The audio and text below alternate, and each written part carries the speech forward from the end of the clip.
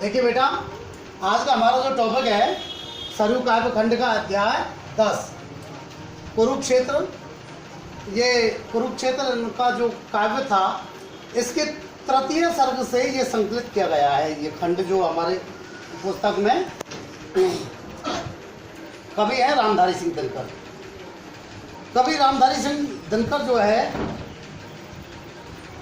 राष्ट्र कवि के रूप में प्रसिद्ध हैं। भारतीय आत्मा के नाम से भी इनको जाना जाता है और इन्होंने राष्ट्र की जो गरीब जनता है उसको हित में रखकर उसको जो है उसके हितों को ध्यान में रख करके ही इन्होंने अधिकतर काव्य की रचना की। इनके काव्य का मूल स्वर है वो है राष्ट्रीय चेतना। इनका जन्म 1908 में बिहार के सेमरिया जिले में एक मुंगेर जिले का एक सेमरिया गांव है, वहाँ हुआ था। इनको जो है राज्यसभा सदस्य भी नियुक्त किया था। हुंकार, रेणुका, सीपी और शंख, कुरुक्षेत्र आदि इनकी प्रमुख रचनाएं रही। ये जो कुरुक्षेत्र जो रचना है इनकी पौराणिक कथा के साथ साथ वर्तमान में जो जनता है, वर्तमान की जो शासन प्रणाली है उसको ध्यान में रख करके भी इन्होंने ये रचना की। वर्तमान संदर्भों में जोड़ा है पौराणिक कथा को। आज राजनीति शासन केवल अपने ही हितों का ध्यान रखता है, जनता का कोई ध्यान नहीं रखता, जो उसे चुन करके और भेजती है। इन्हीं संदर्भों में वो वर्तमान की स्थिति को प्रकट कर रहे हैं। इस खंड में कवि ने ये बताने का प्रयास किया है कि जब तक शासक वर्ग जनता के हितों का ध्यान नहीं रखता, वो केवल अपने ही हितों का ध्यान रखता है, तो ऐसी स्थिति में जनता में विद्रोह होना स्वाभाविक सी बात है। इसका ये जो कथानक है ये उससे संबंधित है कि जब भीष्म पितामह अपनी सरसैया पर थे उस समय युधिष्ठिर उनसे पूछने गए थे कि अब हमें क्या करना है, हम क्या करें। तो उसी के प्रश्न के उत्तर के रूप में भीष्म पितामह ने जो कुछ कहा वो हमारे इस अध्याय में संकलित है। भीष्म पितामह धर्मराज युधिष्ठिर से कहते हैं, समर निंद है धर्मराज पर कहो शांति वह क्या है, जो अनीति पर स्थित होकर भी बनी हुई सरला है। कि हे धर्मराज युधिष्ठिर, युद्ध निंदनीय होता है, युद्ध निंदनीय होता है, युद्ध की निंदा होनी चाहिए क्योंकि युद्ध होना ही नहीं चाहिए। पर मुझे ये बताइए कि वह शांति क्या शांति है जो अनीति पर स्थित होकर भी सरल बनने का ढोंग करती है। यानी कि अनीति पर स्थित है, जो अनीति कर रहे हैं और अनीति करने के बावजूद भी सरल होने का वो ढोंग कर रहे हैं। तो अनीति पर स्थित होकर के जो सरल बनने का ढोंग करती है वह शांति भी क्या शांति है। ऐसी शांति की बजाय तो विद्रोह या क्रांति होना ही बेहतर है। तो इसी बात को वो कह रहे हैं कि समर निंद है धर्मराज, हे धर्मराज युधिष्ठिर, युद्ध निंदनीय होता है, पर मुझे ये बताइए, कहो शांति वह क्या है। पर मुझे ये बताइए कि वह शांति क्या शांति है जो अनीति पर स्थित होकर भी बनी हुई सरला है, जो अनीति पर स्थित होकर के भी सरल बनने का ढोंग करती है। सुख समृद्धि का विपुल कोष संचित कर कल बल छल से, किसी क्षुधित का ग्रास छीन धन लूट किसी निर्बल से। जो सुख अपने जो शासक वर्ग है वो अपने सुख और समृद्धि का बहुत सारा खजाना एकत्रित करके, और किससे? अपने मशीनरी से, साधनों से, ताकत से और छल से, अपने साधनों से, ताकत से और छल से जो अपने सुख समृद्धि का बहुत सारा खजाना लूट लेते हैं, और किसी भूखे का ग्रास छीन करके, किसी क्षुधित का ग्रास छीन धन लूट किसी निर्बल से। जो किसी भूखे का ग्रास छीनते हैं, भूखे की रोटियों को छीनते हैं, भूखे के साधनों को छीनते हैं, और निर्बलों के धन को लूट लेते हैं।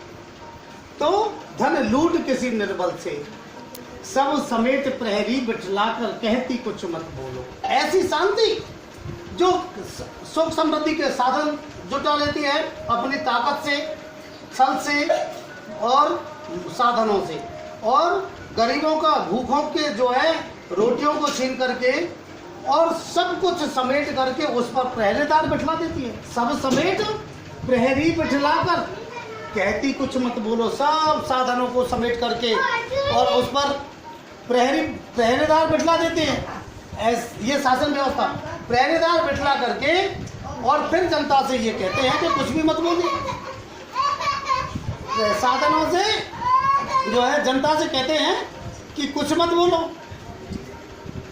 शांति सुधा बह रही न इसमें गरल कांति का खुले। देखिए ये कहते हैं कि शांति का अमृत बह रहा है, शांति का अमृत बह रहा है, यानी पूर्णतः शांति है, इसमें क्रांति का जहर मत घोलो। गरल कहते हैं क्रांति को, वो जहर को, और सुधा कहते हैं अमृत। सुधा किसको कहते हैं? अमृत को। तो वो कहते हैं कि शांति का अमृत बह रहा है, इसमें क्रांति का जहर मत घोलो। सीधी सी बात है, शासन व्यवस्था जब सारे सुख के साधनों को लूट लेगी, जब गरीबों के सब धन दौलत को लूट लेगी, और उसके बावजूद भी जो है वो गरीबों को और भी गरीब बनाती जाएगी, ऐसी स्थिति में वो शासन व्यवस्था क्यों चाहेगी कि मेरे खिलाफ क्रांति हो, मेरे विरुद्ध कोई क्रांति करे, या जनता अपने साधनों के लिए, अपने जो है अधिकारों के लिए कोई विद्रोह करे, ये वो क्यों चाहे? तो शांति सुधा बह रही न इसमें गरल क्रांति का घोलो, कि भाई शांति का अमृत बह रहा है, इसमें क्रांति का जहर मत घोलो।